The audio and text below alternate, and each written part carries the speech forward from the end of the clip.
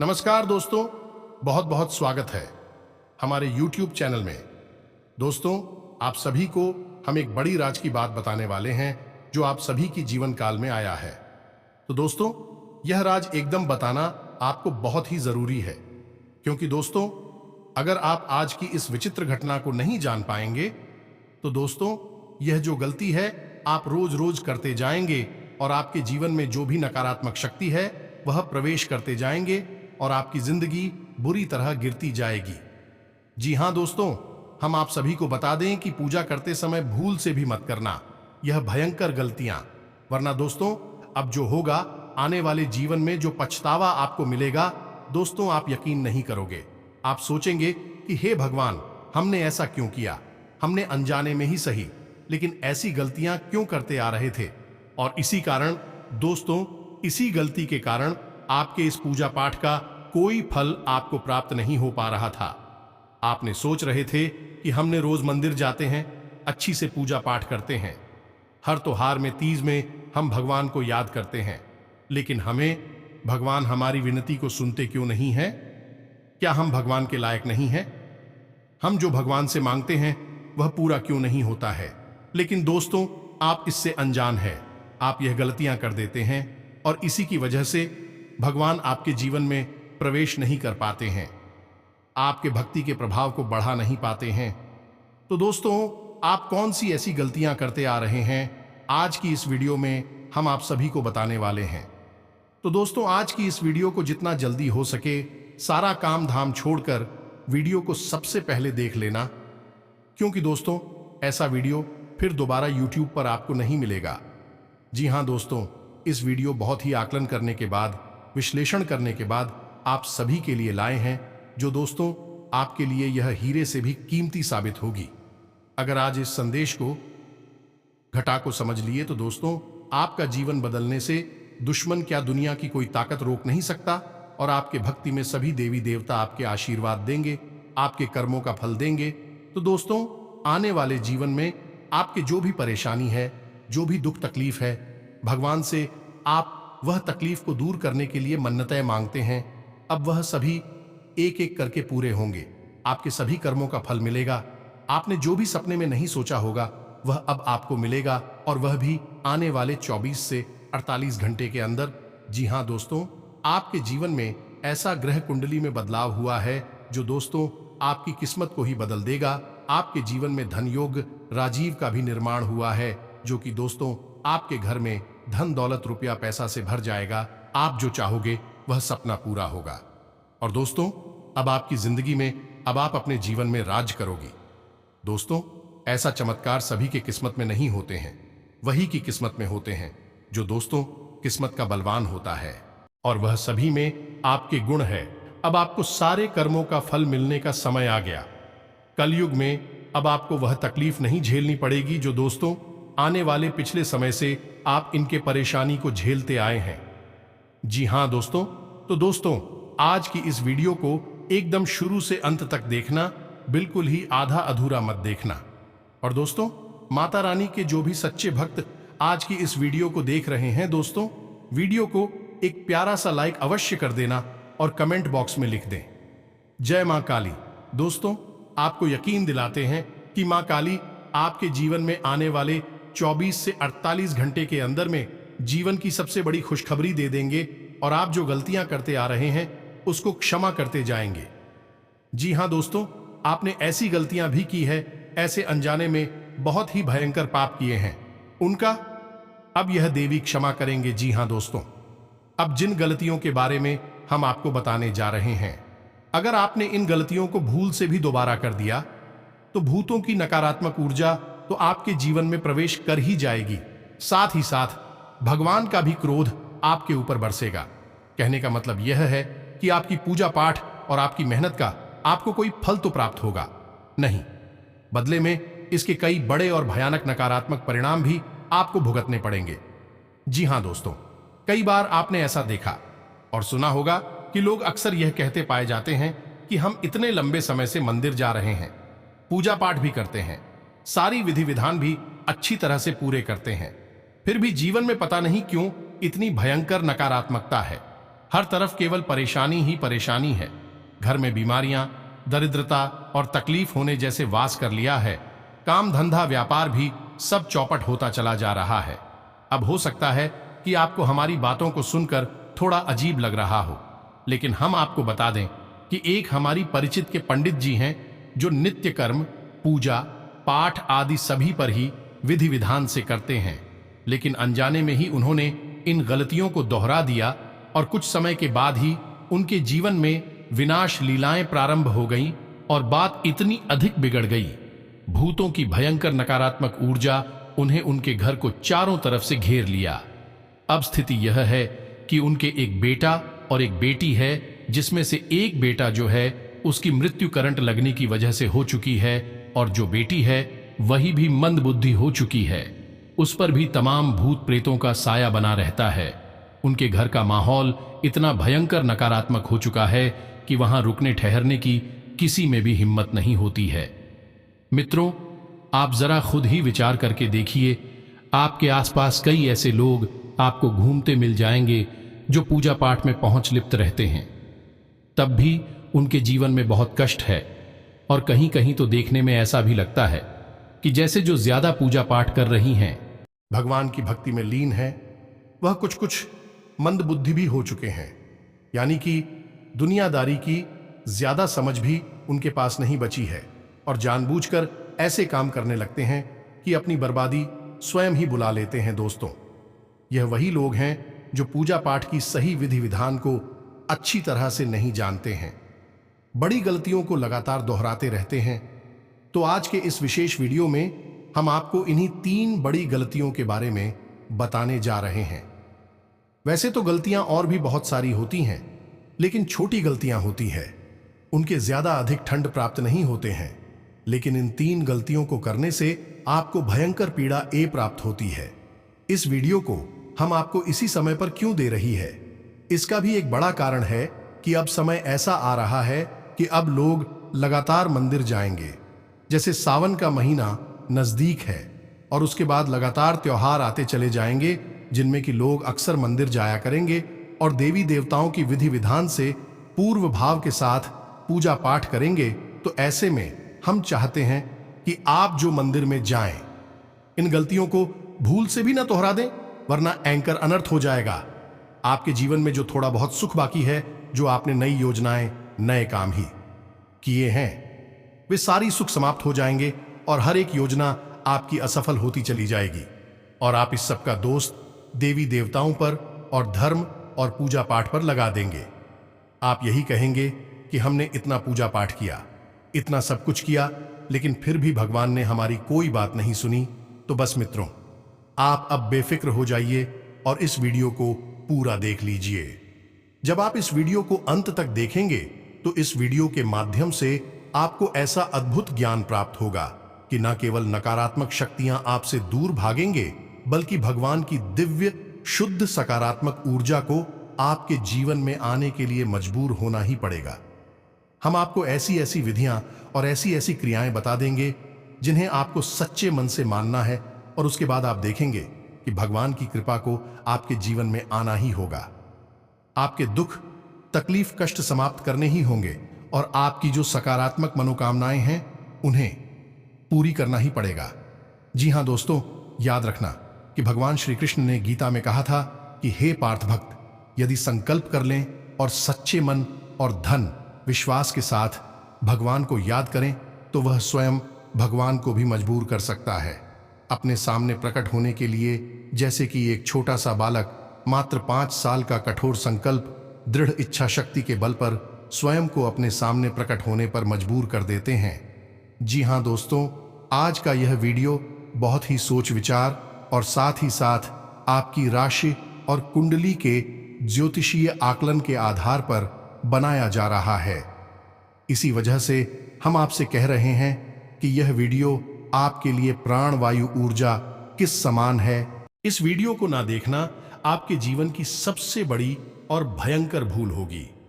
आप इस वीडियो को पूरा देखना ही होगा, वरना आपके जीवन में कभी कुछ भी नहीं बदलने वाला है, क्योंकि आप ज्ञान को अस्वीकार कर देंगे और ज्ञान को अस्वीकार करने वाला कभी भी ईश्वर की कृपा का पात्र तो नहीं हो सकता है।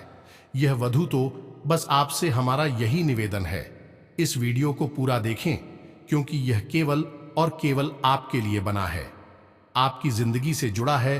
तो चलिए दोस्तों, आज की इस वीडियो को शुरू करते हैं।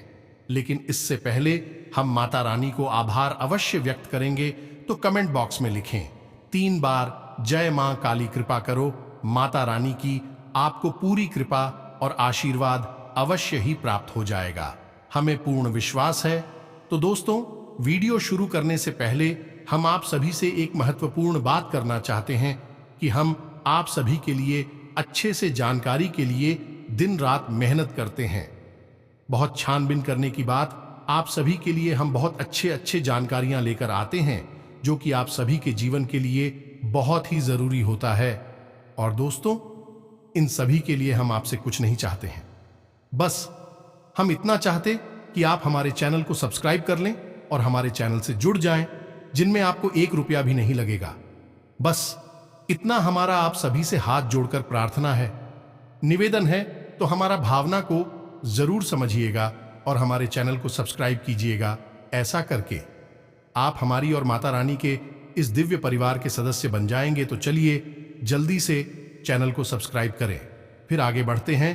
तो दोस्तों, जैसा कि हमने आपको पिछले वीडियो में भी बताया था कि आपकी राशि और कुंडली में शनि और राहु की युति बनी हुई है, जो कि आपको अगले 5 से 6 दिनों तक लगातार परेशान करेगी। तो आपको सावधान रहने की बहुत अधिक आवश्यकता है।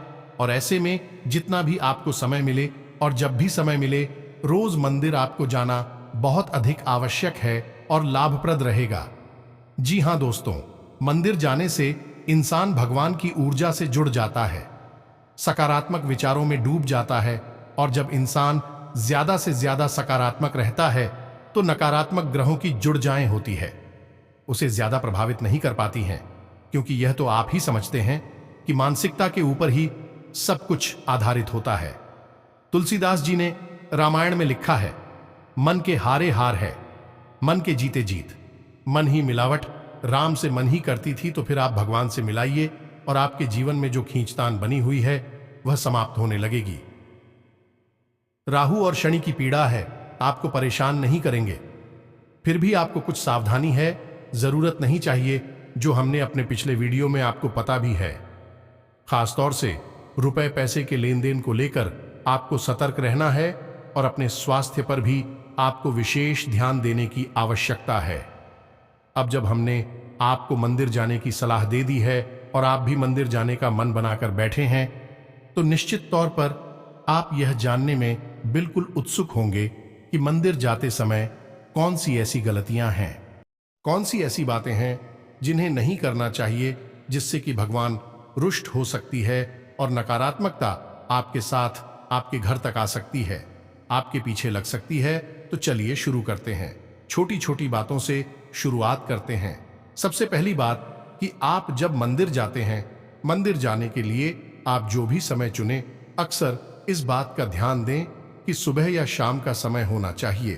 कभी भी दोपहर के समय मंदिर नहीं जाना चाहिए, क्योंकि वह भगवान के विश्राम का समय होता है। यह तो बिल्कुल साधारण सी बात हुई। एक खास बात है कि आप चाहे किसी भी समय पर मंदिर जाएं, अपनी स्वच्छता का विशेष ख्याल रखें, स्नान आदि करने के बाद ही मंदिर जाएं। यह सर्वोत्तम रहेगा। दूसरा कि जब आप मंदिर जा रहे हो, उस दौरान हो सके तो किसी से कोई बात ना करें, चर्चा ना करें। जिस भी भगवान के मंदिर आप जा रहे हैं, उनके बारे में मन में विचार लाते रहे और उनकी मंत्र जाप या फिर उनका नाम स्मरण करते चले जाएं। जी, हमें तो यह सर्वोत्तम होगा। मंदिर जाने का तरीका, अब जब आप मंदिर पहुंचे तो वहां पर भी आपको कुछ ख्याल रखने, जैसे कि आप जब मंदिर पहुंचेंगे तो आप जैसे ही भगवान के दर्शन करेंगे, उन्हें प्रणाम तो करेंगे ही, मंदिर में लगी घंटी को भी बजाएंगे। लेकिन घंटी को बजाने के बाद थोड़ी देर के लिए आपको वहां रुकना। एक बात आप अपने दिमाग में अच्छी तरह से बैठा ले कि मंदिर कभी भी जल्दबाजी में आपको नहीं जाना है, पूरा समय निकालकर ही मंदिर आपको जाना है। ऐसा नहीं कि सीधे गए और दर्शन किए और भाग्य भाग्य चली आए, ऐसा नहीं करना है।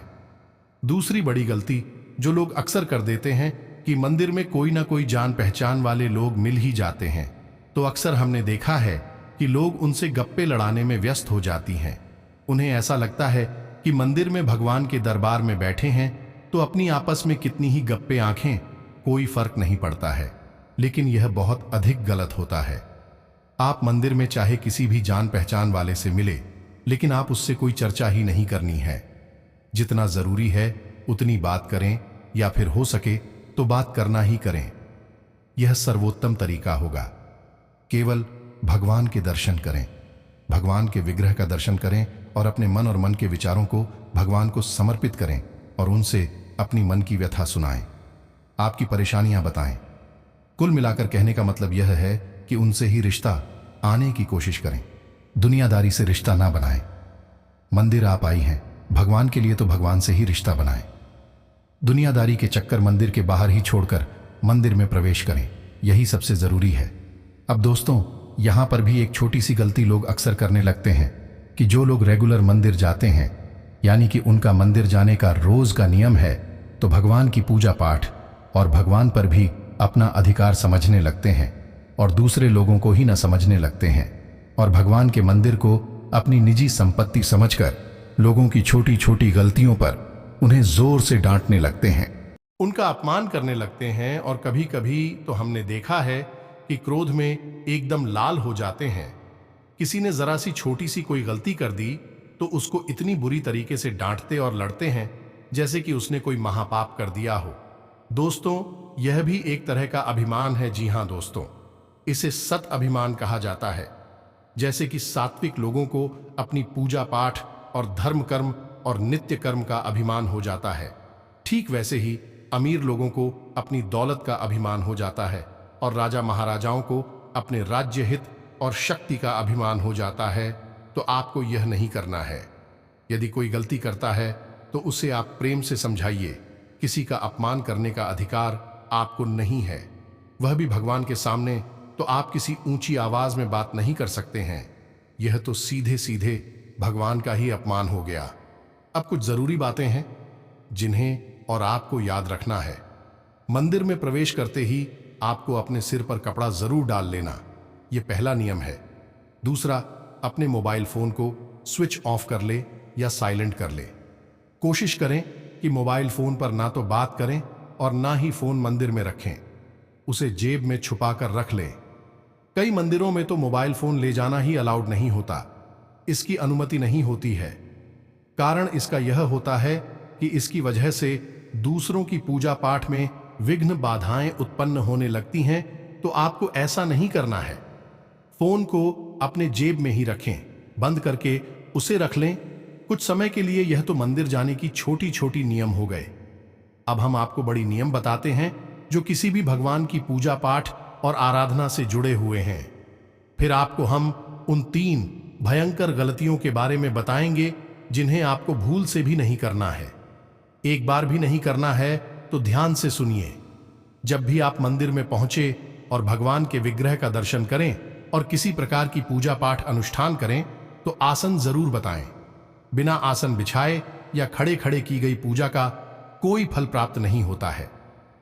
जी हां दोस्तों, याद रखना, हमने कई बार देखा है कि लोग मंदिर में जाते हैं और खड़े खड़े ही हनुमान चालीसा का पाठ करने लगते हैं, खड़े खड़े ही ओम नमः शिवाय मंत्र का जाप करने लगते हैं। यह भगवान का अपमान है। दोस्तों, वैदिक संस्कृति और विधान तो यही कहते हैं कि अगर आपको भगवान से लो लगानी है तो पहले आपको आसन बिछाना होगा, उसके ऊपर सुख आसन पर बैठना होगा, आरती पालती मार के और आंखें बंद करके भगवा उनको पहले ध्यान करना होगा, उन्हें अपने मन में लाना होगा। उसके बाद फिर आप किसी प्रकार का जाप या फिर कोई चालीसा पाठ वगैरह कर सकते हैं, तभी यह फलदायी होता है।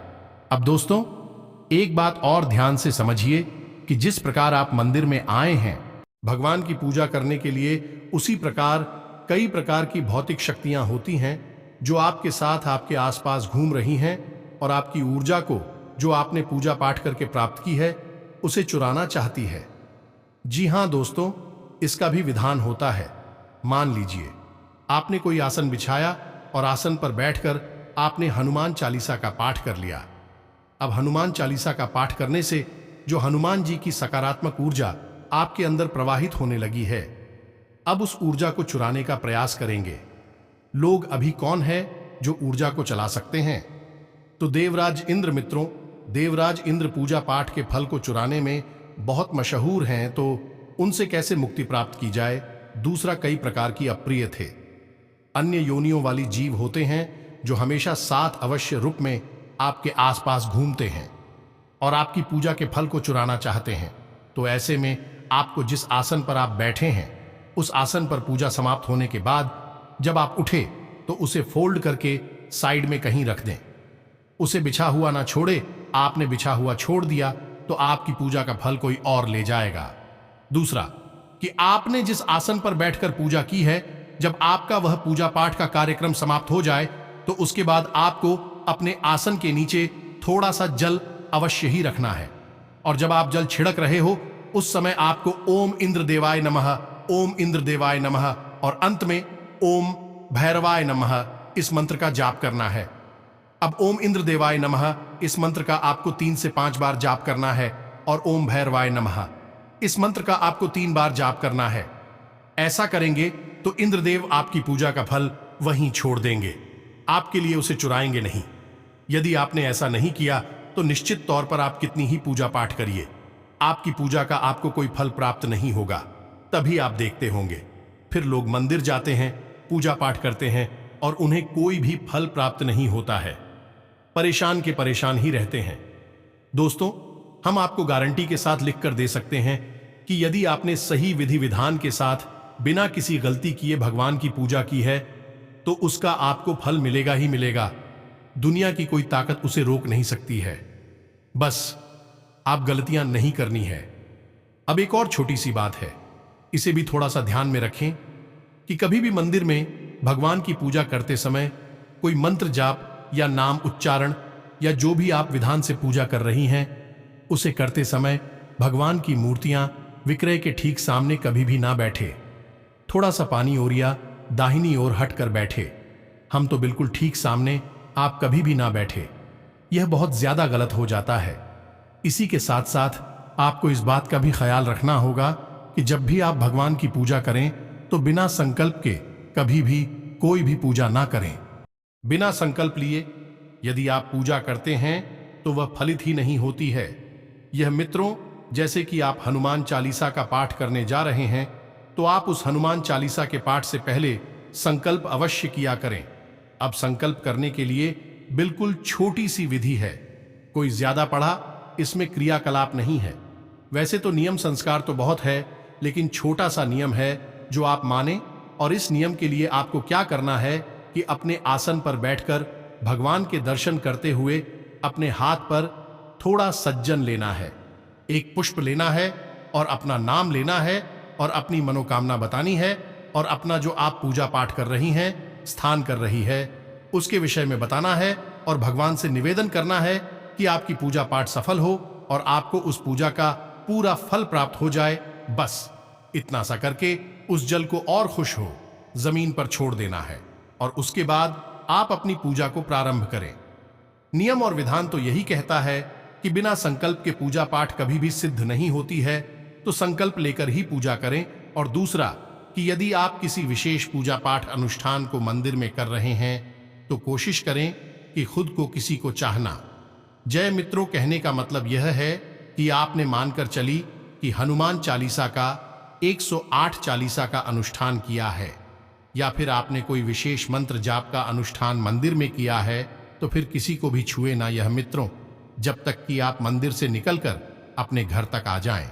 तब तक बीच में किसी भी व्यक्ति को किसी भी प्रकार से इस पर शक ना करें, दूर ही रहें और से, क्योंकि जब बड़े अनुष्ठान किए जाते हैं उस समय में दिव्य ऊर्जा आपको चारों ओर से घेर लेती है और आपकी खुद की बॉडी के अंदर ऊर्जा का तीव्र प्रवाह होता है।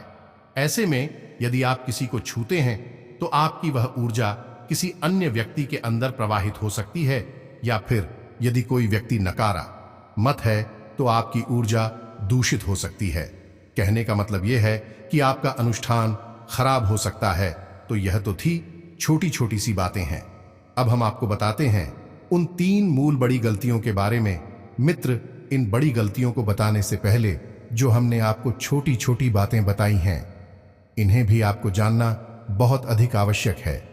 यदि इनमें से कुछ बातें आपको पता है, तो जो अन्य बातें भी हमने आपको बताएंगे उनका भी आपको पूरा ख्याल रखना है, तभी आपकी पूजा सिद्ध होगी। तो चलिए अब बात करते हैं उन 3 बड़ी गलतियों के बारे में। तुम्हें तो शिव पुराण कहता है कि भगवान के मंदिर में उनके पीछे की ओर, यानी भगवान का जो गर्भगृह है उसके पीछे की ओर का जो भाग होता है वह है भूत प्रेतों का और नकारात्मक ऊर्जा ओं का भाग होता है। इसीलिए आपने किसी भी मंदिर में पीछे की ओर रुकने की कोई व्यवस्था नहीं देखी होगी। जैसे कि मंदिर कितना ही बड़ा क्यों ना हो, लेकिन मंदिर में जब फ्री लगाती हैं, यानी कि जो गर्भगृह होता है उसकी फेरी लगाते हैं, तो बीच में रुकने का कोई स्थान नहीं होता। सीधे मंदिर के सामने से फेरी को शुरू करेंगे और सामने ही आकर खत्म करेंगे। लेकिन ऐसे में भी कुछ लोग यह गलती करती हैं कि तेरी लगाते समय गर्भगृह के पीछे भी भगवान को प्रणाम करने लगते हैं, गर्भगृह को स्पर्श करने लगते हैं। यह बहुत बड़ी गलती होती है। उसी स्थान पर आपको बिल्कुल भी नहीं डरना है, भगवान को प्रणाम नहीं करना है और ना ही गर्भगृह को स्पर्श करना है। यदि आप ऐसा करते हैं तो आप समझिए कि वही स्थान तो भगवान ने भूत प्रेतों को दे रखा है, नकारात्मक ऊर्जा को दे रखा है, तो वहां से आपके साथ कौन चलेगा? नकारात्मक ऊर्जा से चलेंगे। जी, हमें तो याद रखना कि चाहे भगवान के लिए इंसान हो, चाहे भूत प्रेत हो, चाहे कितनी ही नकारात्मक व सकारात्मक ऊर्जा हो, भगवान से ही सारी ऊर्जाएं उत्पन्न होती है और भगवान में ही समाहित हो जाती हैं। इसलिए भगवान के लिए ऊर्जा में कोई भेद नहीं है, उनके लिए सब समान है। तो नकारात्मक ऊर्जाओं का स्थान भी भगवान ने तय कर रखा है कि इस स्थान पर नकारात्मक हो जाएं, रह सकती हैं। तो मंदिर का जो पीछे का भाग होता है या गर्भगृह का जो पीछे का भाग होता है वह नकारात्मक ऊर्जा का भाग माना जाता है। इसलिए उस स्थान पर बिल्कुल भी ना रुके, गर्भगृह के स्पर्श ना करें, भगवान को प्रणाम ना करें। फिर लगाना है तो सीधे जाएं, फ्री लगाकर वापस आ जाएं। इस गलती को कितना करें? यदि आपने यह गलती कर दी तो आपकी पूजा पाठ का पूरा फल वहीं समाप्त हो जाएगा। और उस पल को कौन ले लेगा? वही नकारात्मक शक्तियां जो वहां रहती हैं। यह तो है आपकी पहली गलती। अगर आप इस गलती को करते हैं तो भूल कर भी अब इस गलती को ना दोहरा, न वरना अनर्थ हो जाएगा। अब दूसरी गलती मानकर चलिए, आप मंदिर जाते हैं और मंदिर से वापस आ रहे हैं अपने घर के लिए। तो जब आप घर वापस आ रहे हैं उस समय गलती से भी आपको मुड़कर पीछे नहीं देखना है। अब मुड़कर पीछे भगवान दर्शन नहीं कर सकती हैं। अब इसके पीछे क्या विधान है यह भी आप समझिए। आपने देखा होगा कि लोग अक्सर मंदिर से बाहर निकलते हैं तो उल्टे पांव बाहर निकलते हैं, और जब उल्टे पांव बाहर निकलते हैं तो इसके पीछे का नियम यह है कि मैं भगवान को अपनी पीठ नहीं दिखाना चाहते हैं। भगवान के दर्शन करते हुए ही मंदिर की चित्र से, यानी कि मंदिर परिसर से बाहर निकलना चाहते हैं। और जब मंदिर परिसर से एक बार आप बाहर निकल लिए तो आपके साथ भगवान की सकारात्मक ऊर्जा है, भगवान का आशीर्वाद है जो आपके साथ साथ चल रहा है। अब ऐसे में यदि आपने पीछे मुड़कर देखा तो बात वही है कि आप भगवान से आशीर्वाद लेकर जा रही हैं, लेकिन भूत प्रेतों की शक्ति आपके ठीक पीछे पीछे चल रही है। यह मित्रों और वह शक्ति इस बात का इंतजार कर रही है कि आप उसे मुड़कर देखें, और जैसे ही आपने पीछे मुड़कर देखा, आपका आशीर्वाद, आपकी पूरी पूजा पाठ का फल व्यक्ति वह शक्तियां ले जाएंगी। जी हां दोस्तों, अब आप चाहे इस बात को माने या ना माने, लेकिन इस शिव पुराण ही इस बार तो कहती है कि जब भी भगवान के मंदिर जाएं और वहां से वापस आए तो कभी पीछे मुड़कर ना देखें, भगवान का नाम स्मरण करते हुए ही अपने घर तक वापस आए। अब कुछ लोग ऐसा भी करते हैं कि सीधे घर से निकले, मंदिर पहुंचे, भगवान के दर्शन किए, जल्दी जल्दी भागते भागते और सीधे वहीं से अपने ऑफिस चले गए या अपनी दुकान चले गए। नहीं मित्रों, यह बहुत ही गलत नियम है। ऐसा आपको भूलकर भी नहीं करना है। जब भी आप मंदिर जाएगा घर से तो वापस लौटकर अपने घर अवश्य आना ही आना है, वरना फिर से वही बात होगी कि नकारात्मक ऊर्जा ये आपको घेर लेंगे और आपकी पूजा पाठ का फल सब कुछ आपसे छीन ले जाएंगे और आपके जीवन में भयंकर परेशानियों का प्रवेश हो जाएगा। अब आप लोगों के मन में यह बात आ रही होगी कि यह तो अक्सर लोग करते हैं कि भाग्य भाग्य मंदिर जाते हैं, दर्शन करके चली आती है तो लोग तो कुछ भी करेंगे, सब कुछ उनके मन से नहीं हो जाएगा। हमारे आर्षि मुनियों ने जो नियम बनाए हैं, जो वैदिक परंपरा और विधान बनाए हैं, उनको आप नहीं मानेंगे तो क्या भगवान तो आपके सामने प्रकट नहीं हो जाएंगे? आपकी गलती बताने के लिए, उन नियमों को बताने के लिए हम जैसे लोग ही आएंगे और आप उन नियमों को मान लेंगे तो भगवान भी आपसे प्रसन्न हो जाएंगे और आपका जीवन भी बदल जाएगा। नहीं मानेंगे तो कोई बात नहीं है, आपका मन है जो मर्जी है वह करिए, फिर भगवान का मन है जो मर्जी वह आपको देंगे। फिर बाद में शिकायतें करने से कोई फायदा नहीं होता है। इसलिए नियम मानना ही हमारे लिए एकमात्र रास्ता होता है। जी, हमें तो अब बात करते हैं इस गलती की। यह गलती वैसे तो छोटी जान पड़ती है, लेकिन है बहुत बड़ी और वैदिक नियमों की पूर्ण रूप से खिलाफ है। आपने भगवान को प्रसाद चढ़ाया। अब लोगों की आदत यह होती है कि भगवान के ऊपर चढ़ा हुआ प्रसाद पूरा का पूरा घर ले आते हैं, फिर उसे तसल्ली से बैठकर फुर्सत से खाते हैं और भी अपना भोजन समझ लेते हैं, जबकि यह बिल्कुल ही गलत है। विधान यह कहता है कि भगवान को चढ़ा हुआ प्रसाद जितने भी लोग आपको आसपास दिखाई देते हैं, सब में बांट देना चाहिए। घर आते आते वह प्रसाद पूर्ण रूप से समाप्त हो जाना चाहिए। अब आपके घर में जितने लोग हैं, उन लोगों के हिसाब से आप अपने घर तक प्रसाद ला सकते हैं, लेकिन उस प्रसाद को लाकर आप घर में रख नहीं सकते। जैसे ही आप उस प्रसाद को घर में लाकर रखते हैं, नकारात्मक ऊर्जा ऐप्स प्रसाद से अपना भोजन ग्रहण कर लेती हैं और आपकी पूजा पाठ का फल भी उन्हीं को प्राप्त हो जाता है। अब आप खुद ही समझ लें कि प्रसाद क्या है। प्रसाद भगवान का भोग है, भगवान ने उसको ग्रहण किया है, और जब भगवान ने ग्रहण किया है तो भगवान की ओर जाएं, उससे प्रसाद में समाहित हो गई हैं। अब ऐसी पवित्र चीज को आपको दूसरों में बांटना है। जब आप दूसरों में बांटेंगे तो वह सकारात्मक ऊर्जा और अधिक मात्रा में आपके पास लौटकर वापस आएगी। उसे अपने अपने ही पास रख लिया तो जैसे ही आप उसे कहीं पर एकत्रित करेंगे, रखेंगे, तो नकारात्मक ऊर्जाएं तो उसे घेरेगी ही। नकारात्मक ऊर्जा तो हर वक्त हर इंसान के आसपास होती है और भी इसी इंतजार में होती है कि आप लोग ऐसी गलतियां करें, और ऐसी गलतियों से ही अपना भोजन और अपनी शक्ति प्राप्त करते हैं। तो यह तो थी वह गलतियां जो आपको भूल कर भी नहीं करना है। हमने मंदिर को जाने को लेकर हर प्रकार की जानकारी आपको दे दी है। फिर भी यदि कोई प्रश्न आपके मन में उठे तो आप बेफिक्र होकर कमेंट करके पूछ सकते हैं। और एक खास बात की दोस्तों, अब आपकी जीवन में बड़ी खुशखबरी भी मिलने वाले हैं। अब आपकी किस्मत के रास्ते भी खुल चुके हैं। आप जो सोचें नहीं है वह आपको अब मिलेगा। आपके हाथों की रेखा, किस्मत की रेखा बदल चुकी है। अब जो होगा दोस्तों, आप खुद सुनकर हैरान रह जाएंगे। आपके जीवन में, पारिवारिक जीवन में जो भी पिछले समय से दिक्कत चली आ रही थी, वह दोस्तों देखते ही देखे चमत्कार के रूप में बदल जाएगा। आपका बिजनेस में जो भी अड़चने आ रहे थे, उसमें आपको बाधा नहीं आएंगे और बिजनेस में बड़ी बड़ी ऑर्डर आएंगे। व्यापार में आप जो भी पूंजी लगाएंगे, उसमें आपको सफलता मिलेंगे। जी हां दोस्तों, आज से अब आपका किस्मत बदल चुका है। आपके ग्रह कुंडली ने अब स्वयं रास्ते बदल चुके हैं। आज से आने वाले आपके जीवन में जो होगा, वह देखकर आपके दुश्मनों का भी, आपके जलने वाले लोगों का भी होश उड़ जाएंगे। जी हां दोस्तों, अब आपकी अच्छी ग्रह स्थिति बनी हुई है। रुका पैसा मिल जाने से आर्थिक स्थिति बेहतर होगी, जिससे आप तनाव मुक्त रहेंगे। पिछले कुछ समय से जो लोग आपके खिलाफ थे, वही आज आपके पक्ष में भी आएंगे। कोई रुका हुआ काम आसानी से पूरा हो जाएगा। प्रॉपर्टी संबंधी किसी खरीद फरोख्त के लिए प्रयासरत हैं तो आज का दिन शुभ है। अचानक ही किसी दूरदराज व्यक्ति द्वारा उचित सहयोग मिलेगा और आपकी आर्थिक समस्या भी दूर होगी। धन लाभ के योग बनेंगे। समय शांतिपूर्ण रहेगा। फोन कॉल या ईमेल के माध्यम से कोई महत्वपूर्ण सूचना मिलेगी और आपका कोई कार्य बेहतरीन तरीके से संपन्न भी होगा। कोई रुका हुआ आय का स्रोत पुनः शुरू होने से राहत मिलेगी।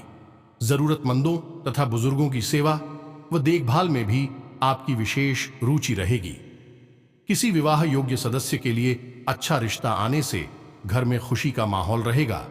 व्यवसाय में कोई रुकी हुई पेमेंट और उचित ऑर्डर मिलने जैसी उत्तम परिस्थितियां बनी हुई हैं। परंतु अपनी योजनाओं को किसी के समक्ष उजागर न करें, अन्यथा कोई इसका गलत फायदा उठा सकता है। कारोबारी स्त्रियां विशेषता अपने व्यवसाय पर ध्यान केंद्रित रखें। लाभदायक परिस्थितियां उत्पन्न हो रही हैं। कमीशन संबंधी बिजनेस में अच्छा फायदा हो सकता है। नौकरी के मामले में बहुत ही सावधान रहने की जरूरत है। दिन की शुरुआत बहुत ही सुकूनदायक रहेगी। आज दिन की शुरुआत किसी शुभ गतिविधि से होगी। अपनी रूटीन भरी दिनचर्या के साथ साथ देश विदेश संबंधी जानकारियों पर भी ध्यान दें। किसी उत्तम समाचार की प्राप्ति होगी जो कि भविष्य में लाभदायक साबित होगी। संतान प्राप्ति के लिए इच्छुक लोगों को कोई खुशखबरी मिल सकती है। अनुकूल ग्रह स्थिति बनी हुई है। अपना कोई सपना साकार करने का उत्तम समय है तथा प्रभावशाली लोगों के साथ आपके लाभदायक संबंध भी स्थापित होंगे। रिश्तेदारों से संबंधित किसी विवाद के सुलझने से रिश्तों में दोबारा मधुरता आएगी। इसी के साथ साथ आज की इस वीडियो को विराम देते हैं। कमेंट बॉक्स में लिख डालिए, जय मां काली कृपा करो। मां का आशीर्वाद आपको सदा मिलता रहेगा। तो दोस्तों, मिलती है अगले ज्ञानवर्धक वीडियो में। तब तक के लिए धन्यवाद। जय माता दी।